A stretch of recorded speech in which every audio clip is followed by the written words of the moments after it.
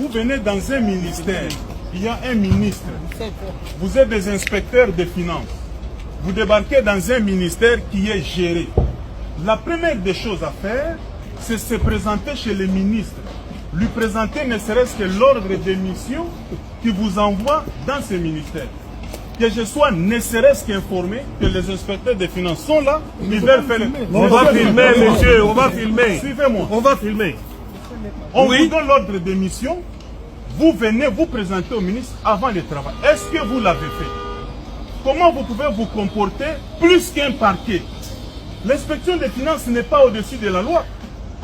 Quand vous venez, j'apprends que vous venez chez le comptable, vous l'avez ravi 1000 $. Les inspecteurs des finances arrivent pour ravir un comptable 1000 $.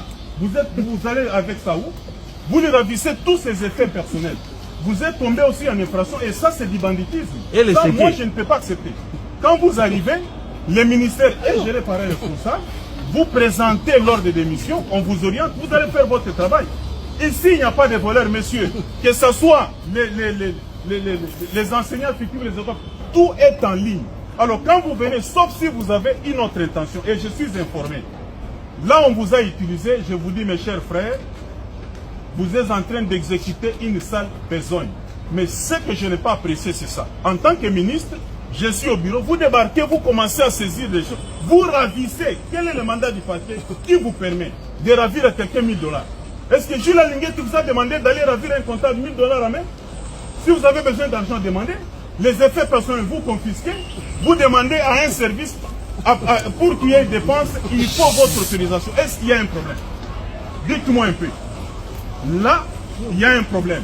Un inspecteur des finances n'est pas aussi au-dessus de la loi. Vous n'avez pas appris qu'il y a eu un détournement ici pour faire ce que vous faites là et vous commencez à faire du théâtre et vous avez exagéré. Je crois que là, la justice va s'occuper de nous tous et vous avez exagéré. Commencez par remettre les 1000 $ que vous avez ravis à un agent de l'EPC.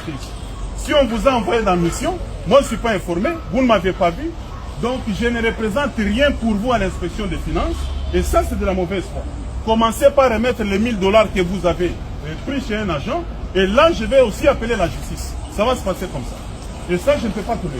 Et les chéquiers du comptable, ils ont eu même les chéquiers. Vous allez parler comment, messieurs? Est-ce que vous savez qu'il y a un ministre à la tête du ministère de l'EPC? Lui nous dit qu'il dépend de la présidence.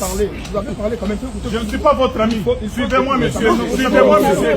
J'ai dit ici, le parquet va vous prendre aussi. Vous n'êtes pas au-dessus de la loi. Oui. Vous avez ravi des effets personnels des gens et ce n'est pas normal. Vous n'êtes pas au-dessus de la loi.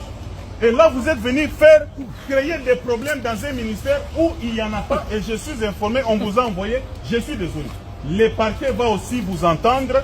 À quel titre et sur base de quoi vous avez ravi des effets personnels à quelqu'un. Et c'est un cas de flagrance. Hein. Tous nous allons au parquet avec vous.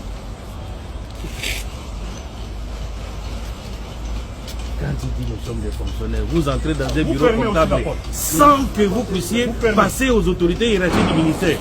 Ça c'est faux. Quel fonctionnaire que vous êtes? C'est la première fois. Hein? C'est la première fois. Vous croyez que c'est vous-même qui faites des missions?